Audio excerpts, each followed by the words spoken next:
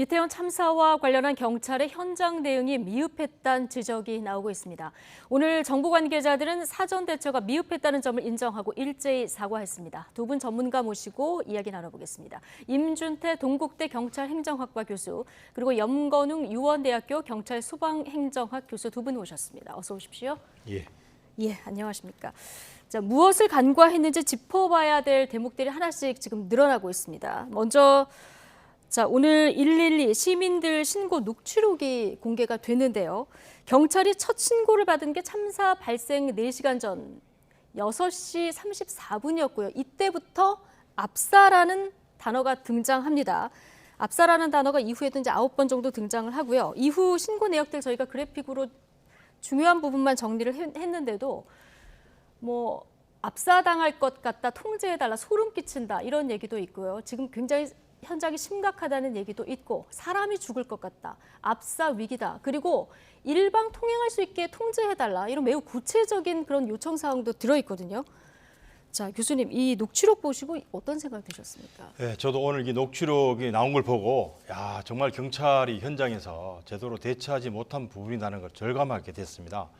실제로 우리가 112 신고를 하게 되면 서울경찰청에서 지령을 이제 관할 파출소로 지구대 하는데 그 지구대의 사무실에 있는 경찰관들이 받을 수도 있고요. 그다음에 또 현장 가까운 경찰관들이 받을 수도 있는데 아마 6시 34분 정도 같았으면 사실은 좀 초기 단계라서 적어도 현장에 있는 경찰관들이 그 상황 현장까지 와서 보고 상부 제대로 보고를 했다면 추가적인 경찰 병력들이 이제 좀 지원이 왔을 텐데 아마 지구대 사무실이나 파출소에 있는 직원들은 그 통상적인 어떤 불편한 수준 이런 정도로 오인했으니까 사실 현장에 가서 그 인파의 어떤 규모를 현장 경찰관 제대로 확인하지 않았던 거죠. 그러니까 신고하는 사람들은 현장에서 대단히 긴박한 내용들을 일일이 신고를 했지만 현장에 있는 경찰관이 그 당시에 또 해밀턴 골목 주변에 또 바로 경찰관이 배치되어 있었는지 이 부분도 상당히 지금 우리가 알 수 없고요.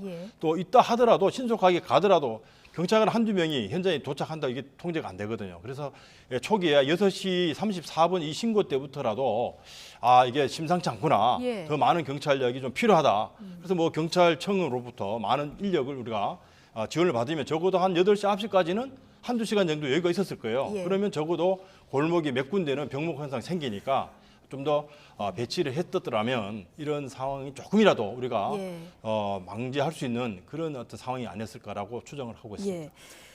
참사가 날 때까지 112에 접수된 신고가 11건이었는데요. 경찰이 현장에 출동한 게 4건이었다고 합니다. 자, 이것도 왜 적었나 이것도 궁금하지만 4번 출동을 했을 때 현장 상황을 보지 않았을까요? 네, 일단은 보통 아까 교수님께서 학자님께서 잘 말씀하셨지만 112 신고는 무조건 출동을 해야 돼요. 지구대에 지금 명령이 하달되면 무조건 출동을 확인해서 보고서를 작성하게 되어 있습니다. 그런데 이제 출동을 해서 확인을 지금 정확히 이제 했는지 여부가 이제 미흡한 것이 지금 4건이잖아요. 11건에서 4건 했다는 건 나머지는 안 했다는 거잖아요. 그렇죠. 한마디로. 그러니까 아마 지구대로 또 신고한 것도 있다라고 지금 알려져 있거든요. 직접 방문해서 신고한 것도 있는데 이제 지구대 같은 경우는 이제 거꾸로 되는 거예요. 112는 위에서 하달을 하는 것이고 지구대 같은 경우는 그걸 112로 다시 신고하는 건 아니기 때문에 지구대 자체적으로 처리가 가능하거든요. 그래서 아마 임의적으로 여기서 이제 판단을 해가지고 위험이 아니다라고 이제 자체적인 판단을 한 것인지 위로 정보를 지금 보고를 했는데 이제 정보 보고가 이제 묵살된 것인지 이런 여부는 이제 한번 봐야 될 것 같아요. 지구대 차원에서 자체적으로 판단을 한 건지 보고를 했는데 이게 묵살이 됐는지. 네, 근데 일단은 이런 신고가 오면 경찰의 책무에서는 당연히 나가야 됩니다. 이제 생활안전 경찰 분야에서는 당연히 지금 치안 업무가 중심이 돼야 되고요. 그렇다 보니까 결국은 신고가 들어오면은 이 상황이 허위 신고라도 무조건 나가서 확인해야 되는 거예요. 근데 지금 확인 안 했다는 점 자체가 벌써 문제가 발생했다라는 것인데 이미 6시 30분 경부터 이미 압사라는 단어가 방금 등장했었잖아요. 그러면 정말 그렇게 이제 심리적 압박을 받았다는 거예요. 여기 계셨던 시민분들이 이미 압사당할 수도 있겠구나라는 두려움을 느꼈던 시점이 벌써 6시 34분이라는 거거든요. 그러면 거기에 있어서 본거 신고 내용이 벌써 그 내용이 들어갔었잖아요. 그럼 심각함을 거기서부터 느꼈어야죠. 근데 그 이후에 신고됐던 것들이 출동을 신고받은 것보다 출동한 건이 적다라는 것은 오히려 더 큰 문제가 있다는 거죠. 그러니까요. 지금 신고 접수 상황을 저희가 장소별로 정리한 그래픽도 있는데 한번 보여주실까요? 이 해밀턴 호텔 중심으로 해서 신고들이 이어지는데요. 11건이 모두 이 반경 100m 이내에서 신고가 이루어졌습니다. 첫 신고는 사고가 난 바로 그 골목길이었고요. 그만큼 인근 상황이 심각했다. 현장에 있는 시민들은 그렇게 느꼈다는 건데요. 오늘 경찰의 치안 담당관이 어떤 얘기를 했냐면 첫 신고 전화가 왔을 때 일반적으로 용인 가능한 불편 신고였고 이게 9시쯤에 다다르면서 심각할 정도의 신고였다. 이렇게 언급을 했어요. 왜 이렇게 판단을 했을까요? 일단 우리가 이제 경찰과 직무집행법에서 기본적으로 예. 사용하는 단어가 주의 사정을 합리적으로 판단하거든요. 근데 합리적 판단 누가 하겠습니까? 현장의 경찰관, 그렇죠. 경찰서장도 아니고 과장도 예. 아니고 적어도 1차 신고를 받고 현장에 그 지구대나 파출소 직원 현장에서 눈으로 보면 이게 금방 알 수 있거든요. 그런데 아마 가지 않고 뭐 예를 들면 그 파출소나 소내 안에서 예를 들면 판단했을 수도 있고 또 한 6시 정도니까 아직까지 뭐 많은 인파가 몰리지 않을 것 같다. 통상적인 어떤 그런 경험 측에서 그런 판단할 수 있는 거죠. 그래서 제가 볼 때는 이 판단 초기의 판단이 제대로 이렇게 이루어지지 않음으로써 예. 그 이후에 어떤 사태 심각성에 대한 전파력이 상당히 좀 늦어진 것이 아닌가 예. 저는 그렇게 추정하고 있습니다. 두 분 모두 이 4시간 동안의 아쉬운 부분들을 좀 짚어주고 계신데 심지어 한 여자 BJ가 9시 16분쯤 지구대를 직접 찾아갔다고 합니다. 물론 이제 네. 분심 때문에 가긴 했는데 현장 상황도 좀 설명을 했겠죠. 네. 그런데 경찰이 지금 우리도 지금 들어가기 어렵다. 네. 이렇게 답변을 했다고 하는데 네. 이게 어떻게 이해를 해야 될까요? 그러니까 우리도 지금 들어가기 어려우니까 그 여성 BJ에게 들어가지 말라라는 이제 뭐 어떤 경고의 메시지일 수도 있지만 네. 그러면 거꾸로 생각하면 본인들이 알고 있었다는 거잖아요. 본인들이 그러니까요. 못 들어갈 정도, 경찰이 못 들어가는 상황이면 이것은 심각한 상황이라고 봐야 되는 게 아닌가요? 자, 지금 저 학자님 말씀 제가 좀 부연을 더 드리면 경찰은 기본적으로 직무 수행을 할 때 재량권을 갖고 있거든요. 근데 이 재량권에서 이제 경찰이 개입하는 단계에서 핵심적으로 파악하는 게 위험 요소예요. 위험이 어떤 정도인 것을 경찰이 재량권으로 파악을 하고 거기서 이제 투입을 할 것인지 말 것인지 뭐 이런 것들을 결정하는 것인데 이제 여기서 이제 오판 위험이 발생했을 때는 경찰이 예를 들어 징계를 당한다든지 처벌을 받을 수가 있거든요. 예, 분명히. 예. 그래서 이제 이 부분에서 재량권을 갖고 있다는 게 경찰 마음대로 행동하라는 얘기가 아니에요. 경찰이 예. 법적 권한과 근거를 갖고 있지만 다만 이 활동할 수 있는 범주가 너무 넓기 때문에 그런 것들을 너무 다 법으로 묶어놓으면 경찰관 활동이 너무 힘들잖아요. 예. 그러니까 어느 정도의 재량을 부여하는 거지만 다만 거기서 위험 판단을 적절하게 해서 분명히 이제 그러니까 사실은 이게 더 과중하게 판단해도 상관이 없는 거예요. 어떻게 보면 그러니까 이런 경우가 있어요. 예를 들어 뭐 지나가던 그 예를 들어 경찰이 순찰을 하다가 갑자기 막 비명 소리가 나는 거예요. 여성 비명 소리가 나가지고 경찰이 위험한 데라고 판단했어요. 그래가지고 그 출입문을 부시고 들어갈까 말까 고민하다가 출입문을 부시고 들어갔는데 실제로 봤더니 그냥 텔레비 보는 소리에서 여성 살인 사건 사망 그 장면이 나와가지고 그 상황은 결국은 TV 시청하는데 그 여성 소리가 이제 실제로 오인하게 만든 소리였다. 이런 위험에 대한 경찰 판단은 이게 면책이 됩니다. 왜? 예. 충분히 오인할 수 있으니까요. 네. 그러니까 이런 시민의 것 안전이 훨씬 중요하니까요. 그렇죠. 그 말씀이에요. 예. 결국은 다시 말씀드리면 경찰이 위험을 판단했을 때 이것이 정말 진짜 즉각적인 위험이다라고 판단하면 개입을 해야 된다는 그런 말씀을 드리는데 지금 여기 와서 심지어 여성 BJ가 와가지고 지금 신고하고 있는데 우리도 들어가기 힘들다라고 하는 것은 당장 즉시 통제를 실시해야 되는 거 아닌가요? 분산시켜야 되는 것이고. 그러니까 제가 네. 너무 답답해서 질문을 드린 겁니다. 네. 예. 보통 전화, 현장 방문, 뭐 어떻게 됐든 신고가 접수되면 신고 접수부터 그 다음에 판단하고 보고를 하고 지시를 내리고 이 과정이 어떻게 되는 겁니까? 일단 보통 그 전화 지금 다시 한번 질문해 주시겠어요? 예. 보통 이렇게 전화 신고, 112 신고도 지금 네. 있었고요. 지금 현장에 가서 신고를 한 사람들도 있잖아요. 네. 지구대를 가든 어디를 가든요. 네. 그럼 이렇게 신고가 접수돼요. 그럼 그 다음 과정은 어떤 과정을 거쳐서 네. 보고가 어디까지 올라가고요. 네. 어디서 판단을 하게 되고 네. 어떻게 지시를 따라야 되고 이런 구조가 좀 궁금합니다. 그러니까 아까 그 제가 말씀드렸던 부분 다시 말씀드리면 이제 112로 신고가 오면 중앙관제센터로 전화가 오게 되고요. 이 부분은 이제 각 지역의 그 해당 지역의 관할로 전달이 됩니다. 네. 즉시 전달이 되게 되고 거기서 가장 빠른 그러니까 그 집 주변에서 가장 빠르게 출동할 수 있는 팀을 일단 글로 보내가 가지고 현장 상황 파악을 하게 하거든요. 그 아까 그러니까 지구대로 만약에 접수된 상황이 있다. 이것은 이제 지구대 자체적으로 이제 좀 판단이 가능한 부분이 있어요. 보통 그래서 지구대 신고하는 것들이 이제 경미한 사건들이 신고되는 경우들이 꽤 있고요. 그리고 또 이 지구대 신고가 사실은 이제 가장 가깝기 때문에 또 신고하는 경우가 있어요. 지금 이게 그런 케이스라고 볼 수가 있죠. 왜냐하면 바로 옆에 지구대가 있으니까 차라리 지구대 경찰을 빨리 부르는 게 낫지 않겠냐라고 가서 사실 간절한 그 마음으로 가서 이거 지금 심각한데라고 해서 가신 거예요. 그럼 따라 나왔어야죠. 가서 봤어야죠. 예. 네. 그때라도 따라 나와서 좀 봤어야 된다. 사실 그 현장에 있는 그 경찰이 있고 또 파출소나 지구 사무실에서 무전을 받거나 기본적인 그 신고 수리하는 경찰관이 있거든요.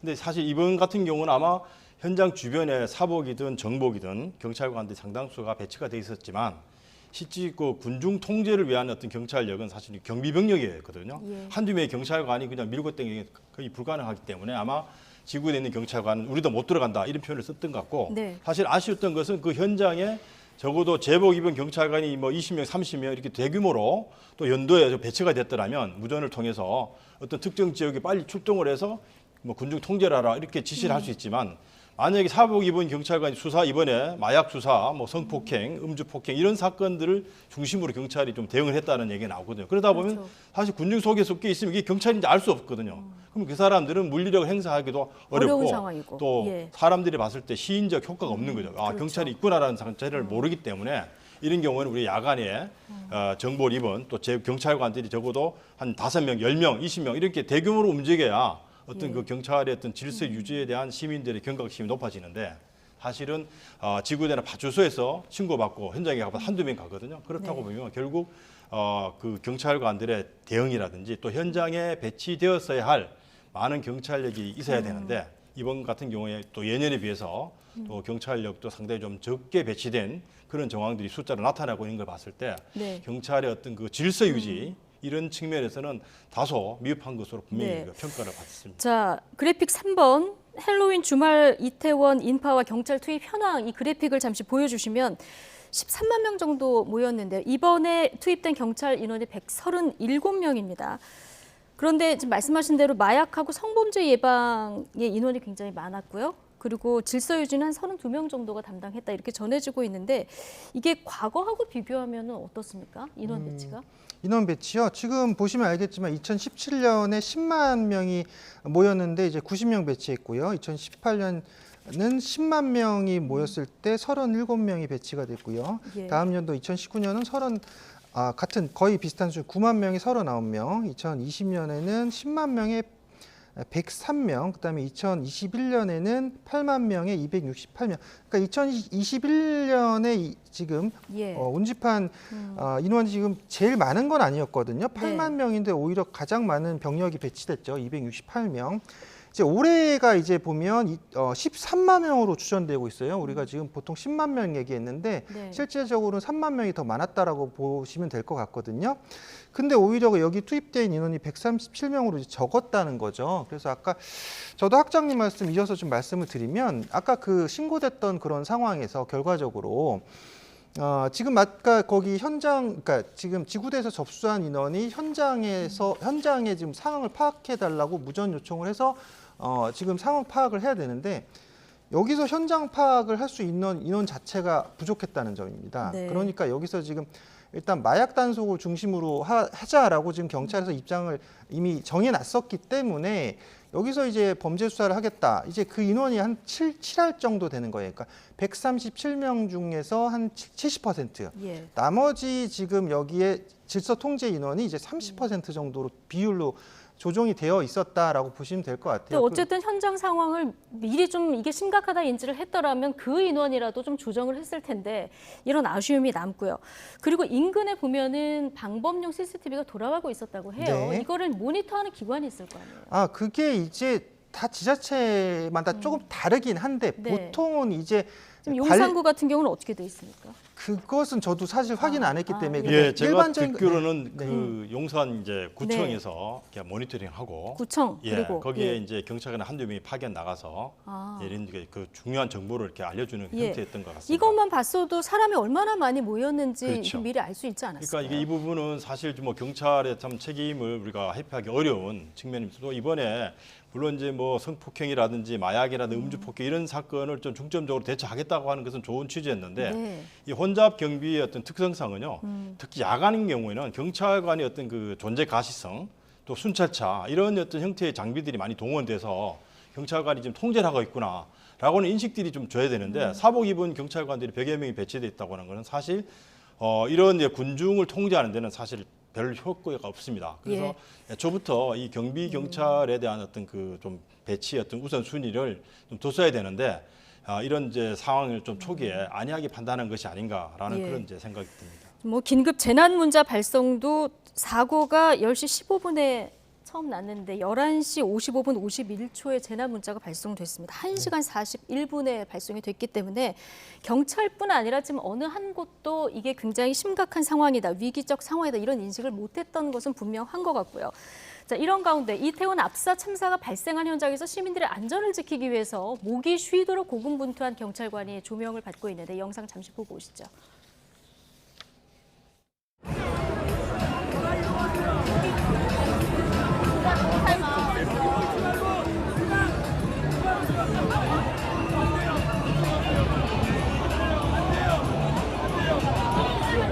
지금 보시다시피 사람이 죽고 있다, 도와달라, 다 빠지세요 얼른 이렇게 고군분투하는 경찰관 모습 보고 계신데 이 소음을 뚫고 육성으로 지금 통행 정리를 하는 모습이거든요. 근데 저 경찰관분께 굉장히 감사한 마음인데 이게 현장의 경찰관들이 다 이렇게 행동을 할 수 있도록 이렇게 유도하도록 지도부의 지시가 일괄적으로 좀 있었다면 어땠을까? 이 장면을 보니까 더 그 부분이 아쉽습니다.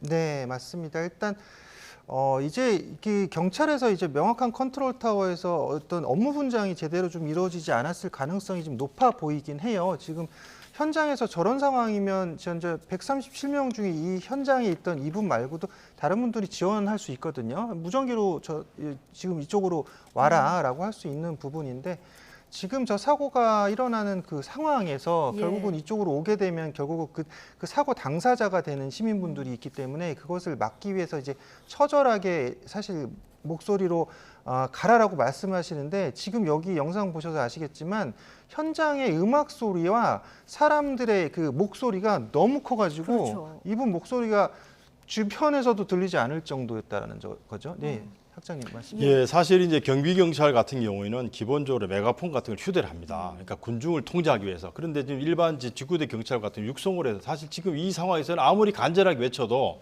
경찰관의 어떤 지시나 명령이 제대로 인식이 안 되는 상황이죠. 그래서 초기에 적어도 경비 경찰 위주로 혼잡 경비에 좀 치중했더라면 그런 장비라든지 이런 것들이 좀 갖춰져서 또 시인성도 높여지고 이런 이제 저 측면이 좀 필요했었는데 아마 지금 보니까 그 당시에 이 이태원의 상황에 대해서 제대로 사전에 어떤 그 체계적인 어떤 교양이나 지침 또 어떤 행동 요령, 근무 수칙 이런 부분들이 제가 볼 때 총체적으로 좀 부실하지 않았을까 예. 하는 그런 생각이 듭니다. 네. 자, 그리고 주최 측이 없을 경우에 공권력 투입은 못하나 이 부분도 좀 따져보겠습니다. 대통령실 관계자는 집회나 시위가 아니면 경찰이 개입할 근거가 없다 이렇게 얘기를 했는데요. 네. 자, 경찰관 직무집행법을 보면은 좀 해석을 달리할 부분도 있는 것 같습니다. 극도의 혼잡 그리고 위험한 사태 이게 명시가 돼 있거든요. 이럴 때 직무 수행이 가능하도록 돼 있는데 이래서 이제 개입이 가능하다 이런 반론도 있어요. 네, 맞습니다. 일단 저도 이 사고 초기부터 같이 함께했던 사람으로서 이 사고의 이제 가장 큰 문제점은 결국 이 행위를 책임질 사람이 없다라는 거 있잖아요. 주체가 없다라는 그런 부분이 결국 정부에서도 그 부분을 인정했어요. 주체 없는 경우다라고 했는데 자 그렇게 되면 어떻게 돼야 될까요? 나머지 지금 이제 재난 및 안전관리 기본법 2조에 보면 이제 국가와 지방자치가 기본적으로 재난을 예방하고 재난이 발생했을 때 책임져라, 피해를 최소화해라 이렇게 되어 있거든요. 예. 근데 그러면 이 안전사고에 대해서 지금 누구도 책임질 수 없는 그런 상황이다라는 가정이었으면 결국은 경찰이 책임져야 되는 법이 이제 경찰관 직무집행법에 나와 있던 거죠. 법에 근거가 돼 있는 게 이제 그게 이제 그 2조에도 경찰관은 기본적으로 국민의 생명, 신체 및 재산의 보호를 하게 되어 있고요. 그다음에 5조에는 이제 극도의 혼잡, 그 밖에 위험한 사태가 있을 때에는 다음 각호의 조치를 할 수 있는데 거기서 이제 필요한 경고를 할 수 있고 억류하거나 피난시킬 수 있다. 그러니까 지금 이 상황이 여기 지금 법으로 딱 나와 있죠. 딱 들어맞는 너무나 케이스 같아요. 들어맞죠. 예. 사실 그렇기 때문에 당연히 결과적으로는 경찰이 했었어야 되는 거 아니냐, 경찰이 지금 이 주체가 됐어야 되는 것이 아니냐라는 지금 말이 나올 수밖에 없는 거죠. 예. 사흘 전에 뭐 경찰 상인 또 뭐 지하철 구청, 용산구청 이렇게 4자 간담회에서 안전대책을 위한 어떤 간담회를 추진했다고 했는데 여기서 뭐 안전대책 얘기는 거의 나오지 않았다 이런 뭐 증언도 나오고 있고요. 뿐만 아니라 지금 그 이태원역 무정차 문제가 좀 아쉬운 부분입니다. 이때 유입되는 그 사람들만 막았어도 이런 참사를 막지 않았을까 이게 굉장히 아쉬운 대목인데요. 경찰하고 서울교통공사가 서로 누가 먼저 요구를 했느냐, 언제 요구를 했느냐 가지고 공방을 벌이고 있는데 경찰이 말한 대로 9시 38분에 요청을 했다 하더라도 이것도 뒤늦은 조치입니다. 그렇죠. 예를 들면 뭐 6시 이후부터 현장에서 좀 제대로 파악이 됐더라면 예. 아마 8시, 9시에 계속 인파가 밀려들 것이라는 추정이 가능하기 때문에 사실 또 축제라는 게 저녁 7, 8시보다는 10시, 11시 넘어갈수록 음주라든지 이런 행위들이 많아지기 때문에 또 피크가 되거든요. 예. 그렇다고 본다면 적어도 9시 이후부터라도 이런 그 조치를 취해서 적어도 녹사평역 인근에서 많은 군중들이 한꺼번에 몰려 나오는 이런 거 좀 분산시켰을 그런 좀 조치가 필요했는데. 근데 이거는 뭐 이 상황이 인지되기 전이라도 미리 내렸어야 되는 조치 그렇죠. 아닐까 싶기도 예를 합니다. 들면 우리가 이제 미리 예고된 집회라든지 예고된 행사 같은 경우는 네. 어느 정도 어떤 그 수순을 알 수가 있거든요. 그렇죠. 이게 주체가 갑자기 없다 하지만 사람이 그렇죠. 몰릴 거라는 알 수 있습니다. 예, 이번에도 계속 지금 이제 경찰이나 정부 측에서 더 집회나 어떤 행사의 주체가 없어서 미흡했다라고 하는데 그거는 사실 좀 변명에 불과하고요. 예. 이 집회나 또 뭐 행사의 주체가 없더라도 기본적으로 경찰의 역할은 공공의 안녕과 질서 유지인데 이 부분을 자꾸 마치 그동안에 많은 그 행사들은 주최 측이 있어서 사전에 협의를 했다. 물론 이제 그런 부분은 있습니다. 그런데 너무 그런 업무에 관행해졌다 보니까 이런 어떤 그 이상한 변명을 지금 하고 있는데 궁극적으로는 국가 또는 지방자치단체가 기초적인 어떤 그 질서 유지에 책임이 있고요. 또 이런 위험한 상황일 때는 네. 당연히 국가 경찰이 개입을 해야 될 부분이라고 보여집니다. 예. 그리고 이태원 압사 참사 때 1제곱미터당 있었던 그 인원을 좀 보면 이게 0.3평이잖아요. 네. 그런데 이게 조금 어떤 구간에서 이렇게 보느냐에 따라 좀 다를 수 있습니다만 10명 이상 사람들이 몰려 있었던 것으로 추정이 되는데 이게 가능합니까? 보통 이제 그러니까 지금 현재 상황에서 방금 말씀하셨지만 지금 0.3평에 10명이 있었던 겁니다. 지금 화면을 보시면 알 것 예. 같아요. 근데 1제곱미터에 5명이 있을 때 이제 신체 압박과 인파에 휩쓸려서 이동하게 되는데 이 영상을 저도 봤었거든요. 해외 네. 영상 보면 파도처럼 휩쓸려 다녀요. 만약에 이거보다 더 많은 인원이 있으면 예. 이제 그렇게 보시면 될 것 같고 1제곱미터당 6명이면 위험 상황과 통제력을 잃게 된다라는 이미 거죠. 저 때만 해도 위험한 상황인 거죠. 맞습니다. 예. 일단 자기 몸으로 자기를 지탱할 수 없는 상황이 됐다라고 보시면 될 것 같아요. 네. 그 미국 재난관리 전문가가 CNN 인터뷰에서요. 서울 시민들이 밀집 공간에 익숙해 있어서 인파가 가득한 상황에 경각심이 낮다 이런 얘기를 했는데 사실 돌이켜보면 우리 출퇴근 시간에 만원 버스 그리고 지옥철이라고 불리는 이런 공간들을 많이 경험을 하기도 하지 않았습니까? 자, 이참에 이런 다른 밀집 공간들도 조금 살펴봐야 되지 않을까 싶기도 합니다. 예, 저도 사실은 이번 사건뿐만 아니라 그 전에도 이런 위험한 것들을 많이 느끼고 있습니다. 예. 예를 들면 뭐 9호선 환승역이라든지 강남역이라든지 또 신도림역이라든지 출퇴근 시간에는 또 수천 명이 동시에 움직입니다. 특히나 이 지하철 같은 경우는 이렇게 계단이 많거든요. 예. 또 어떤 경우는 이제 에스컬레이터가 있는데 에스컬레이터는 보통 한 3, 40m 되면 대부분 사람들이 이게 짚질 않고 그냥 서 있습니다. 근데 누군가가 실수든 과실이든 아니 뭐 고의로 한쪽에서 밀어버리게 되면 밑쪽에 있는 그 사람들까지 수십 명이 압살을 당합니다. 그런데 예. 이런 위험한 상황들 우리는 너무 노출돼 있었는데 앞으로 이런 그 다중 운집 장소, 뭐 백화점도 마찬가지로 행사장 또는 우리가 대중교통에서 특정한 시간대에 이런 사건이 발생할 가능성이 대단히 높습니다. 예. 물론 요즘 이제 안전 펜스를 해서 유리 스크린도어까지 해서 그만큼 이제 안전하긴 합니다만은 향후에도 이번 사건을 계기로 해서 우리 주변에서 이런 위험한 상황이 발생할 수 있는 장소나 공간에 대한 어떤 그 면밀한 검토를 통해서 여기에 대한 대비도 우리가 아울러 하는 것이 바람직스러울 것 같습니다. 예. 그리고 또 하나 짚어볼 부분이 이번 참사 골목 곳곳에 이제 장애물들이 있어서 이게 병목 현상을 일으켰다. 그래서 참사의 어떤 원인이 되지 않았겠느냐 이런 지적들이 나오고 있는 상황인데요. 그래픽을 한번 보여주실까요? 자, 저기 일직선으로 좀 가로로 돼 있는 곳이 세계 음식거리죠. 그쪽을 보면은 그 무단 증축된 가건축물이 지금 2개가 있어서 도로 폭이 좁아진 걸 볼 수 있고요. 해밀턴 호텔 바로 옆에도 길이 10m의 가벽이 있습니다. 도로가 그렇다 보니까 원래 4m는 돼야 되는데 3.2m로 좁아진 이런 상황을 볼 수 있어요. 이것도 어떤 하나의 직접적인 요인으로 작용했다고 보십니까? 직접적인 요인, 뭐 사실은 그것까지 판단하기는 애매하지만 복합적인 요인 중에 하나로 들어갔을 가능성은 있죠. 왜냐하면 여기가 지금 기본적으로 이제 상단부 같은 경우는 최대 5.5m였고요. 밑에 하단부, 그러니까 해밀턴 호텔이 있는 그 부분에 가벽이 세워진 부분에서 좁아져서 거기는 이제 3.2m. 지금 앞에 화면에 보이실 겁니다. 지금 빨간 부분이 끝에 분홍 부분이 끝에 끝나는 가벽 있잖아요. 지금 이 부분이 거의 3.2m 지점이거든요. 그러니까 결국은 이것이 그 현장에서 군중 밀집도가 가장 높았던 그 시간에 인원들이 정체되면서 아마 여기서 이미 병목 현상이 발생했을 가능성이 꽤 있죠. 그래서 높은 그런 가능성이 있고 이게 복합적인 요인으로 작용할 가능성이 있는데 이게 이 도로가 건축법상 4m로 신고가 되어 있었는데 네. 이게 이제 그 해밀턴 호텔이 1970년대에 이미 지어졌다 보니까 그때는 4m 이하에도 상관이 없었다 이래가지고 여기가 그러니까 지금 그러니까 그냥 뭐 이 부분을 만약에 철거해라라고 명령을 할 수도 없는 거예요. 이걸 그 지금 일단 계도만 하고 여기서 강제 이행금만 계속 내면은 이것을 철거시킬 수 있는 게 없는 철거 권한이 없습니까? 없는 거예요. 그러니까 이게 1970년대 이미 그렇게 지정이 돼 버렸기 때문에. 그래서 이런 부분이 사실은 사고를 키웠을 가능성도 있고요. 또 그 옆에 보면 또 가게에서 이제 또 테라스를 일부러 이제 증축했던 그런 경우들도 있는데 그게 같이 지금 또 작용을 하고 있어요. 그래서 이제 같이 병목 현상을 좀 만들어냈다고 볼 수 있죠. 예, 이게 조금 전에 보셨던 그 붉은 가벽이요. 이거 에어컨 실외기를 가린 그 붉은 가벽이라고 하는데 이게 지붕을 가건 불법 건축물이 되지 않게 해서 없앴다 이렇게 얘기를 하는데 이렇게 되면은 불법 건축물이 안 되는 겁니까? 저도 이제 건축법에 대해 깊이 연구를 안 했는데 일단 이제 지붕이 있는 것과 없는 것의 차이는 아마 분명히 있는 것 같습니다. 그러다 보니까 아마 그 실외기를 이제 보호하기 위해서 가림막을 만들었는데 아마 건축법 위반의 어떤 그 사항을 회피하기 위해서 그 지붕은 없애고 현재 어떤 그 돌출된 형태로 계속 유지를 한 것 같습니다. 그러다 보니까 주변에 원래 한 4m, 5m 정도로 유지가 돼서 도로가 사실은 거의 한 70 내지 80cm 정도가 그 보도 쪽으로 이렇게 튀어나온 형태가 된 것이죠.